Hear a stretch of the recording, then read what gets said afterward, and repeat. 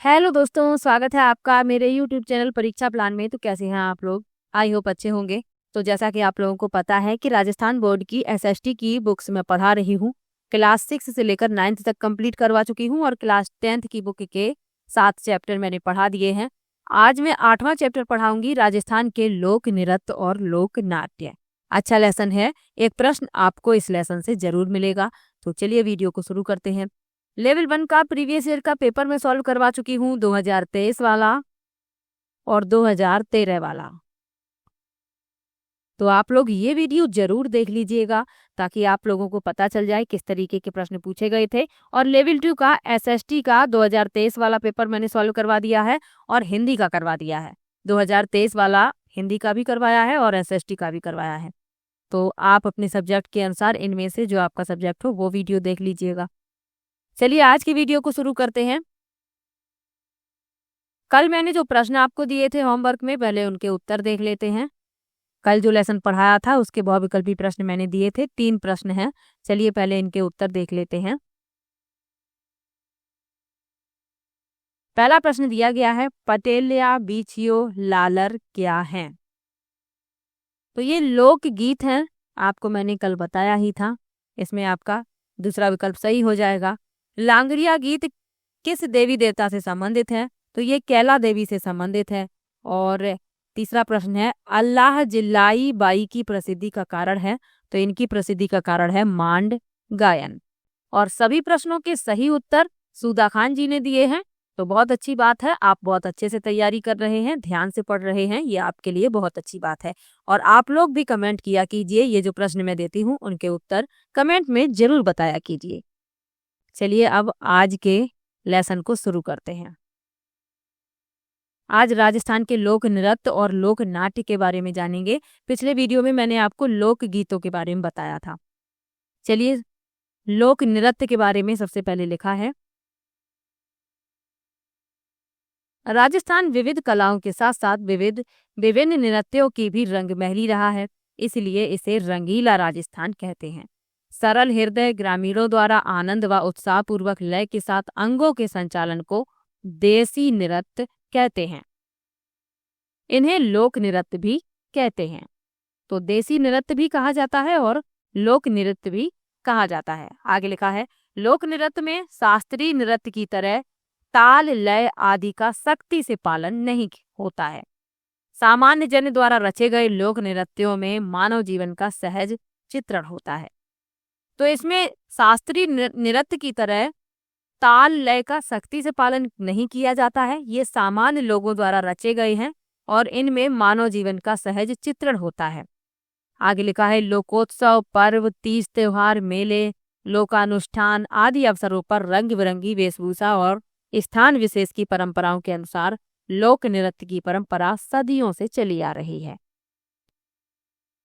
लोक नृत्यों पर प्रदेश की भौगोलिक स्थिति, सामाजिक बंधन इत्यादि का प्रभाव रहता है। सुप्रसिद्ध कला मर्मज्ञ एवं उदयपुर के लोक कला मंडल के संस्थापक देवीलाल सामर ने राजस्थान के लोक नृत्यों को उनके प्रचलन वाले क्षेत्रों की भौगोलिक विशिष्टताओं के आधार पर 3 भागों में बांटा है। कौन कौन से हैं 3 भाग? पहाड़ी, राजस्थानी और पूर्वी मैदान। यानी कि जो लोक नृत्य हैं इन्हें भौगोलिक विशिष्टताओं के आधार पर 3 भागों में बांटा गया है, पहाड़ी, राजस्थानी और पूर्वी मैदान। कुछ लोक नृत्य राजस्थान के क्षेत्र विशेष की पहचान बन गए। इनका वर्णन नीचे दिया जा रहा है। सबसे पहले लिखा है गेर नृत्य।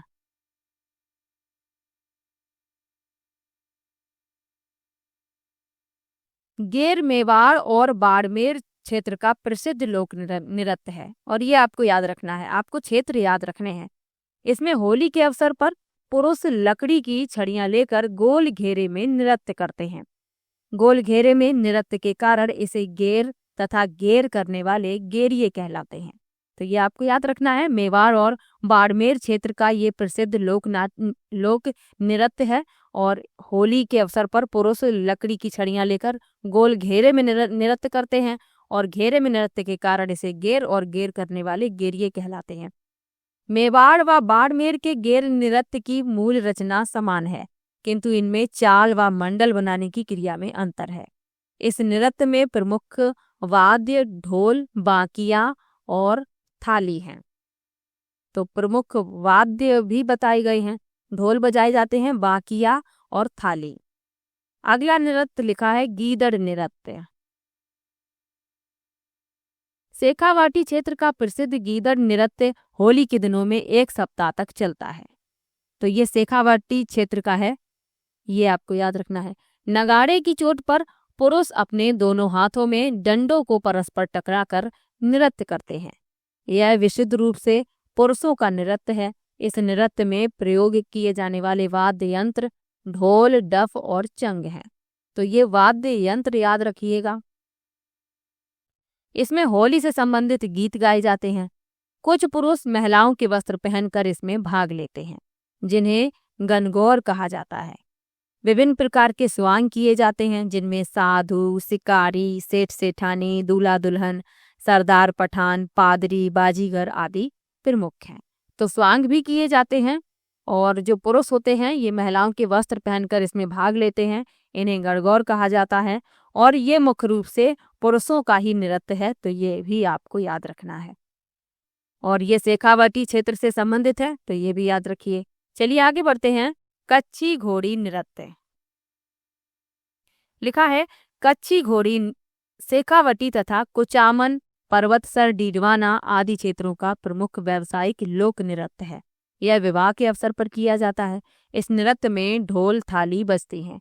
नर्तक वीरोचित वेशभूषा धारण करके तलवार हाथ में लेकर काठ व कपड़े से बनी घोड़ी पर सवार होकर नृत्य करता है। तो कच्ची घोड़ी नृत्य में जिस घोड़ी का इस्तेमाल किया जाता है, यानी जिस घोड़ी पर सवार होकर नृत्य किया जाता है, वो काठ यानी लकड़ी और कपड़े से बनी होती है। तो ये आपको याद रखना है। चलिए आगे बढ़ते हैं।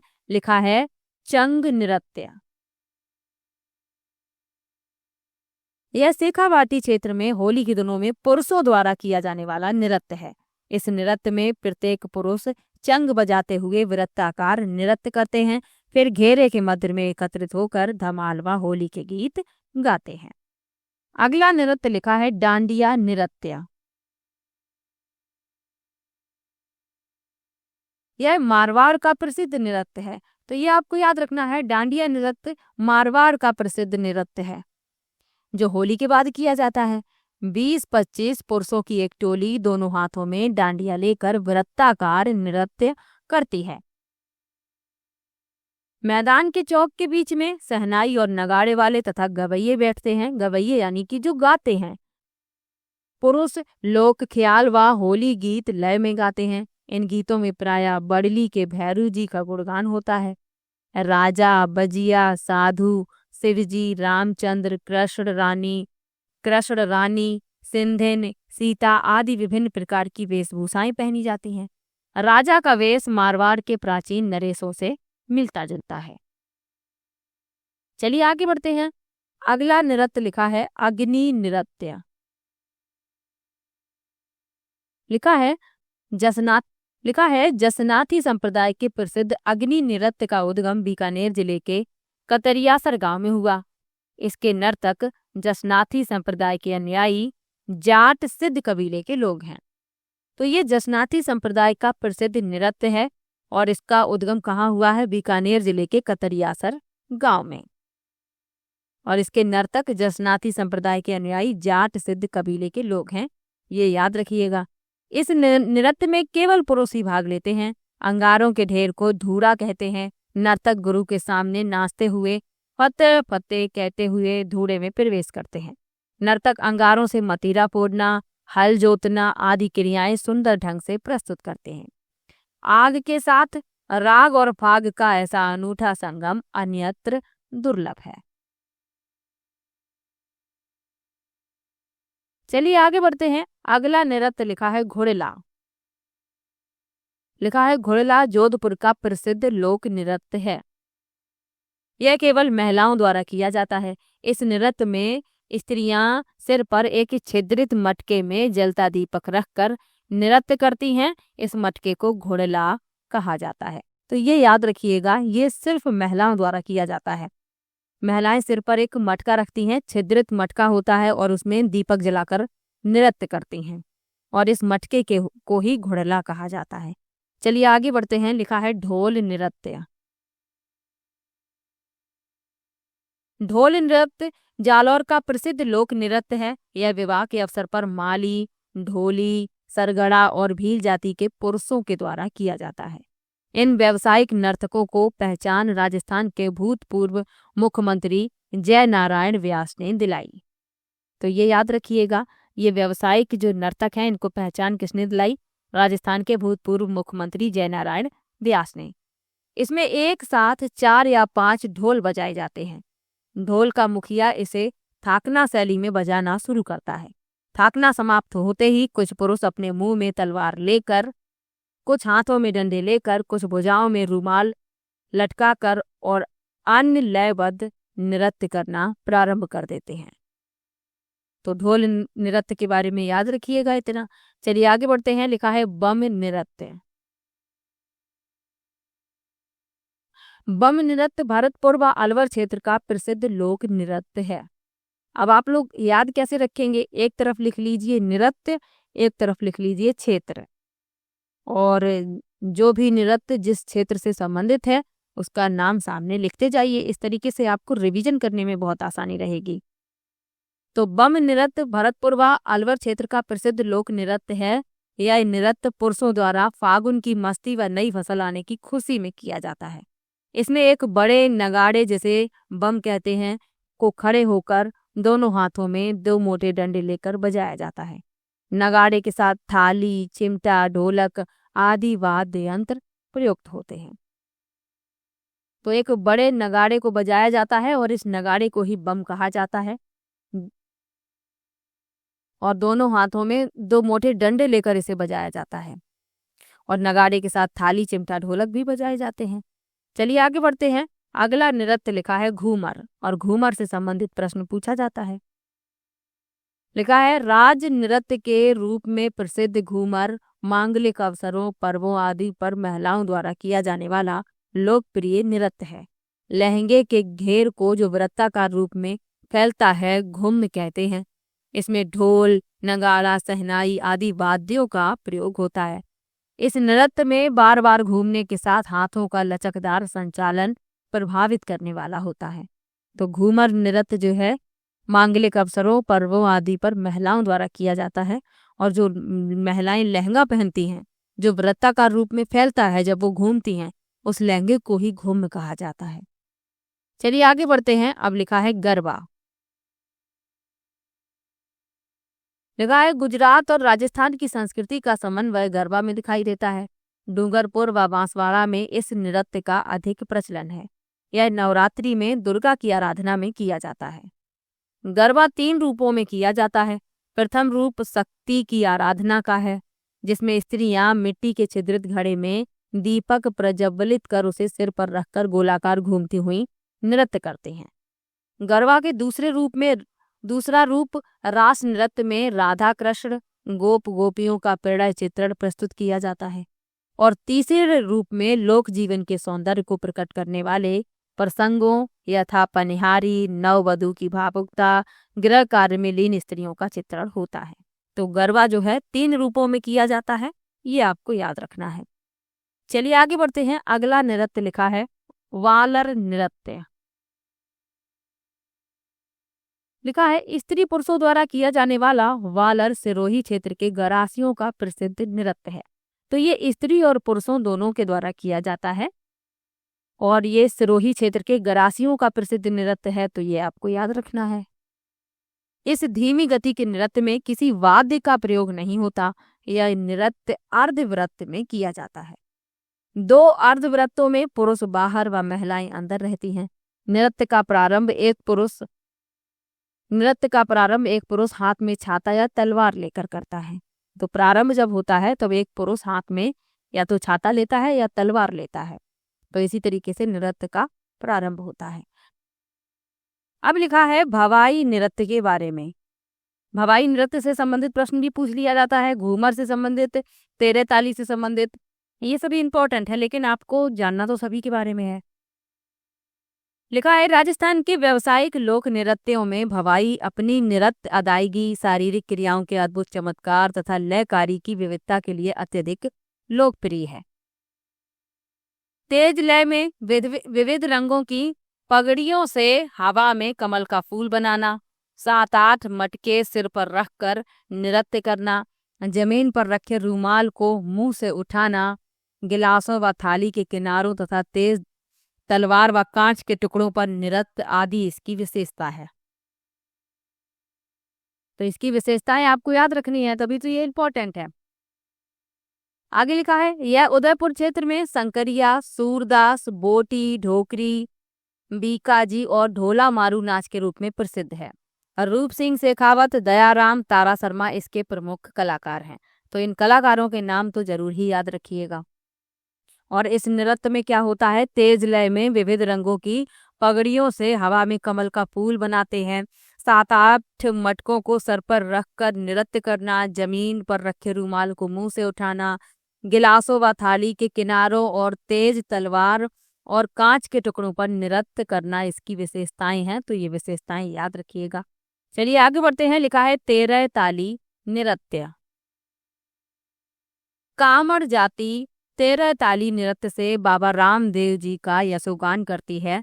कामड़ स्त्रियां मेले व उत्सवों में 13 ताली का प्रदर्शन करती हैं। पुरुष साथ में मंजीरा, तानपुरा, चौतारा बजाते हैं। यह 13 मंजीरों की सहायता से किया जाता है। ये आपको याद रखना है। 9 मंजीरे दाएं पांव पर, 2 हाथों के दोनों ओर, ऊपर कोहिनी पर तथा एक दोनों हाथों में रहते हैं। हाथ वाले मंजीरे अन्य मंजीरों से टकराकर मधुर ध्वनि उत्पन्न करते हैं। तो इसमें 13 मंजीरों की सहायता से किया जाता है यह नृत्य, इसीलिए इसे 13 ताली नृत्य कहा जाता है। आगे लिखा है मांगी बाई और लक्ष्मण दास 13 ताली के प्रमुख नृत्यकार हैं। तो कलाकारों के नाम भी याद रखिएगा। महत्वपूर्ण तथ्य एक लिखा हुआ है, क्या आप जानते हैं? कालबेलिया नृत्य को 2010 में यूनेस्को द्वारा अमूर्त विरासत सूची में शामिल किया गया। इस नृत्य की प्रसिद्ध नृत्यांगना गुलाबों ने इसे देश विदेश में पहचान दिलाई और इससे संबंधित प्रश्न पहले पूछा जा चुका है। ये इसीलिए दिया जाता है एक इम्पॉर्टेंट फैक्ट बीच में, तो ये आपको पढ़ना है, याद भी रखना है। चलिए आगे बढ़ते हैं। अन्य नृत्यों में नेजा, रमड़ी, युद्ध नृत्य, हाथी मना, घूमरा आदि भीलों के नृत्य हैं। घूमर, गौर, जवारा, मोरिया, लूर, कूद, मांदल आदि नृत्य गरासियों के द्वारा किए जाते हैं। तो जो गरासिए होते हैं ये सभी नृत्य उनके द्वारा किए जाते हैं। कौन कौन से? घूमर, गौर, जवारा, मोरिया, लूर, कूद, मांदल, ये सभी। इंडोनी, पनिहारी, बागड़िया, संकरिया, चक्री आदि कालबेलियों के नृत्य हैं। चरी, झूमर आदि गुर्जरों तथा मछली नृत्य बंजारों द्वारा किया जाता है। तो ये आपको याद रखना है। चक्री, धाकड़, कंजरों के तथा शिकार नृत्य सहरिया जनजाति का लोक नृत्य है। मावलिया कथौरी जनजाति का नृत्य है। तो ये आपको याद रखना है। जितने भी लोक नृत्य थे, जितने मुख्य थे, सबके बारे में आपको डिटेल में बताया गया और जो और हैं उनके बारे में भी यहाँ पर बता दिया गया है। अब लिखा है लोक नाट्य।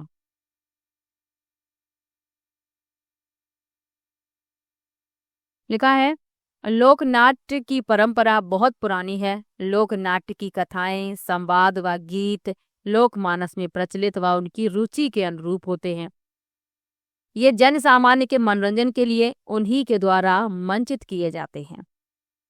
वर्तमान में ऐतिहासिक, पौराणिक व लोक कथाओं के साथ साथ राजनीति, शासन व्यवस्था व अद्यतन घटनाक्रम को भी इनके द्वारा व्यक्त किया जाता है। राजस्थान के लोकनाट्य बहुरूपी और बहुरंगी हैं। अरावली के पर्वतीय क्षेत्रों में भीलों, मीनों, बंजारों, सहरियों, गरासियों की रंगमयी संस्कृति की झलक देखने को मिलती है। तो ये जो लोक नाट्य हैं इनके द्वारा ही इन सब की झलक देखने के लिए मिलती है। इनका प्राकृतिक परिवेश तथा देवी देवताओं में आस्था, जीवंत नृत्यों, नाट्यों तथा रंगीन प्रधान में डूबी संस्कृति का कारण है। आगे लिखा है, राजस्थान के मरुस्थलीय क्षेत्रों में कठिन परिश्रम करने वाले लोगों के मनोरंजन का कार्य सरगड़ा, नट, मिरासी, भाट व भांड नामक पेशेवर जातियों के लोग करते हैं। तो जो लोग मरुस्थलीय क्षेत्रों में रहते हैं, कठिन परिश्रम करते हैं, तो उनका मनोरंजन सरगड़ा, नट, मिरासी, भाट और भांड नामक पेशेवर जातियों के द्वारा किया जाता है। इनके वार्तालाप व्यंग विनोद प्रधान होते हैं। आगे लिखा है, अलवर भरतपुर क्षेत्र के लोक नाट्यों में राजस्थान, हरियाणा और उत्तर प्रदेश की लोक संस्कृतियों का मिला जुला रूप दिखाई देता है। धौलपुर, सवाई माधोपुर आदि क्षेत्रों के लोक नाट्यों पर ब्रजभूमि की संस्कृति का प्रभाव स्पष्ट झलकता है। राजस्थान में लोक नाट्यों के निम्नांकित रूप प्रचलित हैं। अब जो लोक नाट्य हैं उन सब के बारे में बताया जा रहा है डिटेल में। सबसे पहले बताया जा रहा है ख्याल के बारे में। ख्याल लोक नाट्य है। लिखा है, ख्याल 18वीं सदी की शुरुआत से ही राजस्थान के लोक नाट्यों में शामिल था।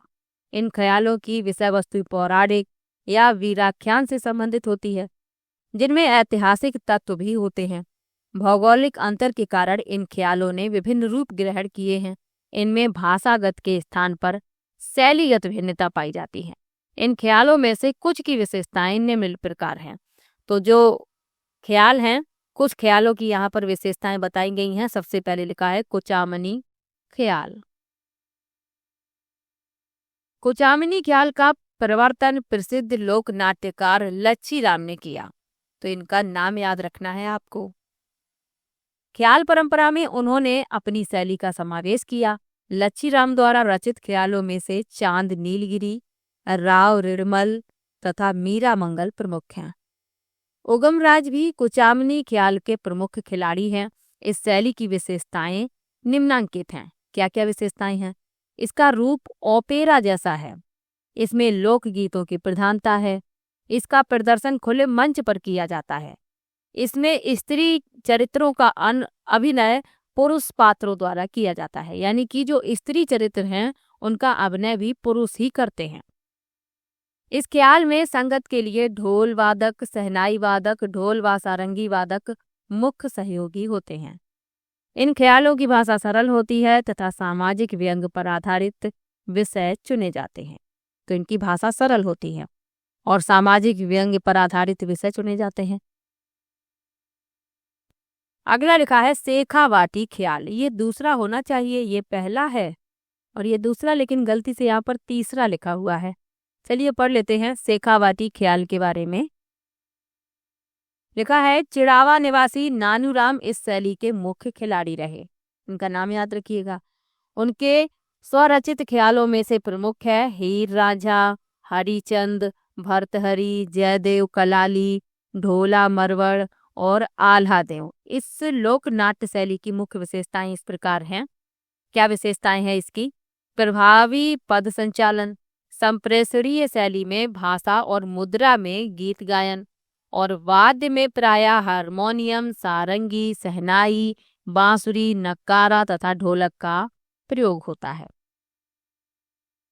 तो इन वाद्य यंत्रों का प्रयोग होता है इसमें शेखावटी ख्याल में। आगे लिखा है, शेखावटी इलाके में नानूराम के शिष्य दूलिया राणा के ख्याल बहुत लोकप्रिय हैं। गीतमय संवाद उनके ख्यालों को साहित्यिक तथा रंगमंच के अनुकूल बनाते हैं। दूलिया राणा के परिवार के लोग ही इन ख्यालों में होने वाले व्यय का वहन करते हैं। तो ये नानूराम के शिष्य हैं दूलिया राणा। तो इनके ख्याल बहुत लोकप्रिय हैं, ये भी याद रखिएगा। और इनके परिवार के लोग ही इन ख्यालों में होने वाले खर्च का वहन करते हैं, ये भी याद रखिए। चलिए आगे बढ़ते हैं। लिखा है जयपुरी ख्याल। गुरीजन खाना के कलाकार जयपुरी ख्यालों में भाग लेते थे। इस ख्याल की कुछ निजी विशेषताएं हैं जो इसे अन्य ख्यालों से भिन्न बनाती हैं। क्या विशेषताएं हैं? स्त्री पात्रों की भूमिका का निर्वहन स्त्रियां भी करती हैं। इस ख्याल में नए प्रयोगों की अत्यधिक संभावनाएं हैं। इसमें समाचार पत्रों, कविता, संगीत, नृत्य गान व अभिनय का सुंदर समावेश मिलता है। इस शैली के कुछ लोकप्रिय ख्याल जोगी जोगन, कान गुजरी, मियाँ बीबू, पठान, रसीली तंबोलन आदि हैं। तो इसकी विशेषताएं याद रखिएगा। चलिए आगे बढ़ते हैं। लिखा है हेला ख्याल। हेला ख्याल दौसा, लालसोट व सवाई माधोपुर क्षेत्र का प्रसिद्ध लोकनाट्य है। इस ख्याल के प्रमुख प्रेरक शायर हेला थे। इनका नाम याद रखिएगा। बम के प्रयोग के साथ इस ख्याल का प्रारंभ होता है। साथ में नौबत बजाया जाता है। इस ख्याल की प्रमुख विशेषता हेला देना, लंबी टेर में आवाज देना है, और बम यानी कि बड़ा नगाड़ा। अगला ख्याल लिखा हुआ है कन्हैया ख्याल। लिखा है कन्हैया ख्याल करौली, सवाई माधोपुर, धौलपुर, भरतपुर व दौसा क्षेत्र का प्रसिद्ध लोकनाट्य है। इस ख्याल में कही जाने वाली मुख्य कथा को कहन तथा मुख्य पात्र को मेड़िया कहते हैं। तो ये याद रखना है आपको। अगला ख्याल लिखा है तुर्रा कलंगी ख्याल। मेवाड़ के शाह अली और तुक नगीर नामक संत पीरों ने 400 वर्ष पूर्व तुर्रा कलंगी की रचना की। तुर्रा को शिव और कलंगी को पार्वती का प्रतीक माना जाता है। तुकनगीर तुर्रा के तथा शाह अली कलंगी के पक्षकार थे। इनके शिव शक्ति संबंधी विचारों को लोगों तक पहुंचाने का मुख्य माध्यम काव्यमय रचनाएं थी, जिन्हें दंगल के नाम से जानते हैं। इसके संवादों को बोल कहते हैं और ये काव्यात्मक होते हैं। तुर्रा कलंगी के सर्वप्रथम खेले गए ख्याल का नाम तुर्रा कलंगी का ख्याल था। इसकी प्रकृति गैर व्यावसायिक है। इसमें 20 फुट ऊंचा रंगमंच बनाकर उसका राजस्थानी शैली में भरपूर सजावट की जाती है। इस लोकनाट्य में दर्शक के भाग लेने की सर्वाधिक संभावनाएं होती हैं। इसमें चंग बजाया जाता है। तो इतना आपको याद रखना है। और ये जो नाम लिखे हुए हैं यहाँ पर, मेवाड़ के शाह अली और तुक नगीर, इन संत पीरों के नाम आपको याद रखने हैं। आगे लिखा है इस ख्याल के मुख्य केंद्र घोसुंडा, चित्तौड़, निम्बाहेड़ तथा नीमच हैं। इन स्थानों पर इस ख्याल के सर्वश्रेष्ठ कलाकार सोनी जयदयाल, चेतराम, हमीद बेग, ताराचंद तथा ठाकुर ओकार सिंह आदि हैं। तो इन कलाकारों के नाम भी याद रखिएगा। चलिए आगे बढ़ते हैं। अगला जो लोकनाट्य है वह है गवरी। लिखा है वादन, संवाद, प्रस्तुतिकरण और लोक संस्कृति के प्रतीकों में मेवाड़ के भीलों की गवरी अनूठी है। इसमें पौराणिक कथाओं, लोक गाथाओं और लोक जीवन की विभिन्न झांकियों पर आधारित नृत्य नाटिकाएं होती हैं। गवरी एक धार्मिक लोक नाट्य है जो शिव भस्मासुर की कथा पर आधारित है। तो ये याद रखिएगा, यदि पूछ लिया जाए कि गवरी किसकी कथा पर आधारित है तो शिव भस्मासुर की। आगे लिखा है रक्षाबंधन के दूसरे दिन भादवा कृष्णा एकम को खेड़ा देवी से भोपा गवरी मंचन की आज्ञा लेता है। इसके बाद पात्रों के वस्त्र बनते हैं। तो रक्षाबंधन के दूसरे दिन भादवा कृष्णा एकम को खेड़ा देवी से भोपा गवरी मंचन की आज्ञा लेता है और इसके बाद इनके वस्त्र बनते हैं, इन पात्रों के। आगे लिखा है पात्र मंदिरों में धोख देकर 9 लाख देवी देवता, 64 योगिनी और 52 भैरवों को स्मरण करते हैं। गवरी 1.25 महीने तक खेली जाती है। इस अवधि में शराब, मांस, हरी सब्जी का निषेध होता है। जिस गांव से गवरी आरंभ होती है वह इसका खर्च वहन करता है। तो आपको याद रखना है ये 1.25 महीने तक खेली जाती है और इस अवधि में शराब, मांस और हरी सब्जी का प्रयोग नहीं किया जाता। और जिस गांव से गवरी आरंभ होती है उसका खर्चा भी उसी गांव को वहन करना पड़ता है। आगे लिखा है गवरी का मुख्य पात्र बूढ़िया भस्मासुर का जप होता है। ये आपको याद रखना है। राया स्त्री के रूप में पार्वती और विष्णु की प्रतीक होती है। झामटिया लोक भाषा में कविता पाठ करता है। खडकड्या उसे दोहराते हुए जोकर का काम करता है। बूढ़िया खडकड्डे के संवाद में पूरक बनता है।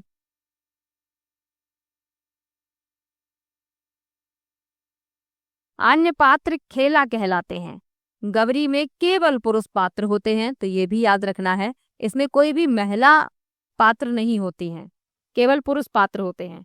इसमें गणपति, भमरिया, भयावड़, मीणा, कानगुजरी, जोगी, खारेलिया, भूत, लाखा, बंजारा, नटड़ी तथा माता और शेर के खेल होते हैं। तो ये सभी खेल भी इसमें होते हैं गवरी में, ये भी याद रखिएगा। चलिए आगे बढ़ते हैं। अगला लोक नाट्य लिखा है रम्मत। चलिए रम्मत के बारे में पढ़ लेते हैं। लिखा है, होली के अवसर पर जितने प्रकार के लोकानुरंजन राजस्थान में प्रचलित हैं, उनमें रम्मत का विशिष्ट स्थान है। रम्मत जैसलमेर, फलौदी तथा बीकानेर में मुख्य रूप से आयोजित होती है। तो ये क्षेत्र आपको याद रखने हैं।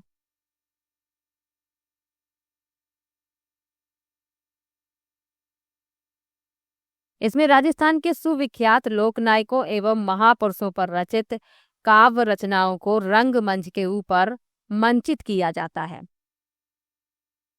मनीराम व्यास, तुलसी राम, फागु महाराज, सुआ महाराज, तेज कवि, जैसलमेरी आदि रम्मतों के प्रमुख रचयिता हैं, तो इनके नाम याद रखिएगा। तेज कवि जैसलमेरी ने रम्मत का अखाड़ा श्री कृष्ण कंपनी के नाम से चालू किया। सन 1943 में उन्होंने स्वतंत्र बावनी की रचना की और उसे महात्मा गांधी को भेंट कर दी।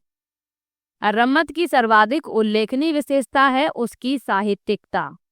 इस व्यावसायिकता के युग में रम्मत आज भी सामुदायिक लोक नाट्य का रूप लिए हुए है। रम्मत की मूल ऊर्जा तेरिये होते हैं, तो ये आपको याद रखना है। रम्मत की मंच योजना खुले मोहल्ला या मंडी बाजार के चौक में होती है। बड़े बड़े लकड़ी के पाटों पर राजा रानी के बैठने के लिए छतरी नुमा सिंहासन बनाया जाता है। मुख्य मंच के चारों ओर दर्शक बैठते हैं। ऊंचे मंच पर वादक नगाड़ा, तबला, झांझ, चिमटा, तंदूरा, ढोलक, हारमोनियम आदि लेकर एक कोने में बैठते हैं। तेरिये के बोल के साथ पात्र नाचते हुए अपनी कला प्रदर्शित करते हैं, इसीलिए रम्मत की मूल ऊर्जा किसे कहा गया है? तेरिये को। आगे बढ़ते हैं। बीकानेर की रम्मत में आचार्यों की चौक, अमर सिंह राठौड़ की रम्मत, बिस्सों की चौक की चौबेल, नौटंकी की रम्मत, कीकाड़ी व्यासों के चौक की जमुना दास की रम्मत प्रसिद्ध है। तो ये भी साथ में याद रखिएगा। चलिए आगे बढ़ते हैं। अगला लिखा है लोकनाट्य तमाशा। लिखा है, तमाशा जयपुर का प्रसिद्ध लोकनाट्य है। तो ये तो आपको याद ही हो गया होगा अभी तुरंत ही। तमाशा जयपुर से संबंधित है, बस इतना ही याद रखना है। यह महाराजा प्रताप सिंह के काल में शुरू हुआ। भट्ट परिवार परंपरागत रूप से आज भी तमाशा का लोक मंचन करता है। फूलजी भट्ट, गोपी कृष्ण भट्ट व वासुदेव भट्ट इस परंपरा को जीवित रखे हुए हैं, तो इनके नाम याद रखिएगा। गोपीचंद तथा हीर रांझा मुख्य तमाशे हैं। तमाशे का आयोजन खुले मंच पर होता है, जिसे अखाड़ा कहते हैं। संगीत, नृत्य और गायन इन तीनों की तमाशे में प्रधानता होती है। चलिए आगे बढ़ते हैं। अगला लोक नाट्य है स्वांग। लिखा है, लोक नाट्यों में स्वांग की भी एक परंपरा है। स्वांग का अर्थ है किसी विशेष ऐतिहासिक, पौराणिक, लोक प्रसिद्धि या समाज में प्रसिद्ध चरित्र तथा देवी देवताओं की तरह मेकअप करना व वेशभूषा धारण करना।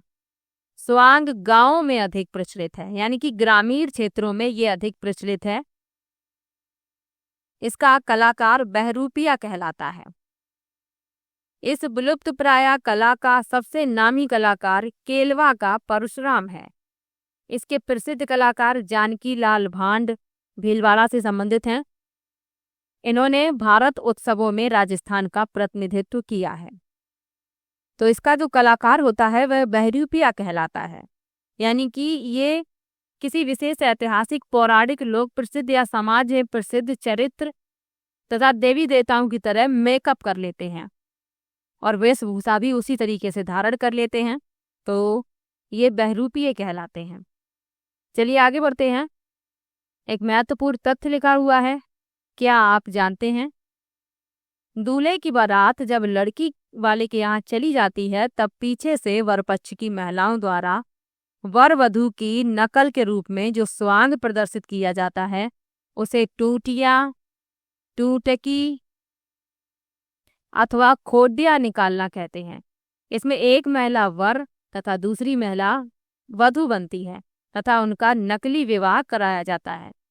इसका एकमात्र उद्देश्य असली वर वधू को आदि व्याधि से मुक्त रखने की मनोकामना है, इसीलिए महिलाएं इस कार्यक्रम को करती हैं। चलिए आगे बढ़ते हैं। अब लिखा है लीला नाट्य। राजस्थानी लोक नाट्यों में लीला नाट्यों की महत्वपूर्ण भूमिका है। रामलीला तथा रासलीला के अतिरिक्त लीलाओं के कुछ और रूप भी प्रचलित हैं, जैसे रावलों की रामत, समया, गबरी, सनकादकों की लीलाएं, गरासियों की गोर लीलाएं, रामलीला और कृष्ण लीला। आगे लिखा है रासलीलाओं में कृष्ण के बाल्यकाल और किशोरावस्था की लीलाओं का प्रस्तुतिकरण किया जाता है। फुलेरा, जयपुर, असलपुर, हरदोड़ा, गुंडा आदि में रासलीला की अनेक मंडलियां हैं। रामलीला का मुख्य प्रयोजन भगवान राम के जीवन प्रसंगों का जीवंत चित्रण है, तो तभी रामलीला की जाती है। भगवान राम के जो जीवन प्रसंग हैं उनका जीवंत चित्रण प्रस्तुत किया जाता है। आगे लिखा है इसके प्रस्तुतिकरण में भरतपुर, पाटुदा तथा बिसाऊ अपनी अलग पहचान है। बिसाऊ की अपनी अलग पहचान है। राम जीवन से संबंधित महत्वपूर्ण समयों को इस नाट्य शैली में प्रस्तुत किया जाता है। इसमें नृत्य, गीत एवं विभिन्न वाद्यों का प्रयोग किया जाता है। तो रामलीला के बारे में तो आप लोग जानते ही होंगे और कृष्ण लीला के बारे में भी जानते होंगे। आगे लिखा है गौर का आयोजन गरासियों द्वारा वैशाख शुक्ल चतुर्दशी को बख्योर की गणगौर के नाम से किया जाता है। इसमें लकड़ी की गौर व हंसर को गरासियां स्त्रियां अपने सिर पर रखकर नृत्य करती हैं। इनके बीच में पुरुष मुखौटा लगाकर तलवारबाजी का प्रदर्शन करते हैं। आगे लिखा है सनकादकों की लीलाएं राजस्थान में अत्यंत प्रसिद्ध हैं। इन लीलाओं के प्रमुख अखाड़े घोसुंडा तथा बस्सी हैं। घोसुंडा में राधा कृष्ण के युगल स्वरूप एवं राशादी लीलाओं का आयोजन किया जाता है। अवतारों के चेहरे विभिन्न प्रकार के मुखौटे धारण किए होते हैं, यानी जो अवतार होते हैं उनके चेहरे मुखौटे धारण कर लेते हैं। बस्ती में ब्रह्मा, गणेश, कालिका, हिरण्यकश्यप, नृसिंहावतार आदि की झांकियां भी प्रदर्शित की जाती हैं। ये कहाँ पर की जाती हैं? बस्ती में। चलिए आगे बढ़ते हैं। अगला लीला नाट्य है नौटंकी। लिखा है धौलपुर, करौली, अलवर, गंगापुर, भरतपुर, सवाई माधोपुर में नौटंकी का खेल प्रचलित है। नौटंकी के नाटकों में रूप बसंत, नकाब पोष, सत्यवादी, हरिश्चंद्र, राजा भरथरी आदि प्रमुख हैं। प्राय विवाह, सामाजिक समारोहों, मेलों तथा लोकोत्सवों के मौकों पर इनका आयोजन किया जाता है। आगे लिखा है अगला लीला नाट्य है चार बैंत। चार बैंत टोक का प्रसिद्ध लोक नाट्य है। यह संगीत दंगल के रूप में खेला जाता है। इसका प्रारंभ टोक के नवाब फैजुल्ला खां के शासनकाल में करीम खान निहंग द्वारा किया गया। इस लोक नाट्य में गायक डफ बजाता हुआ घुटनों के बल खड़े होकर गाकर अपनी बात कहता है। तो इतना याद रखिएगा, इसमें गायक डफ बजाता है, घुटनों के बल खड़े होकर अपनी बात गाकर बताता है। लेसन होता है यहीं पर समाप्त। ये प्रश्न दिए गए हैं जो मैं आपको नेक्स्ट वीडियो में इनके उत्तर बताऊंगी और आप लोग कमेंट में इनके उत्तर जरूर बताया कीजिए। और आज आपके 8 लेसन कंप्लीट होते हैं क्लास 10th की बुक के। इसके बाद 3 लेसन और हैं, तो वो भी मैं जल्द ही कंप्लीट करवा दूंगी। तो चलिए मिलते हैं नेक्स्ट वीडियो में। वीडियो कैसा लगा कमेंट में ज़रूर बताइएगा। वीडियो को लाइक शेयर कीजिएगा, चैनल को सब्सक्राइब कर लीजिएगा। मिलते हैं नेक्स्ट वीडियो में, तब तक के लिए बाय बाय।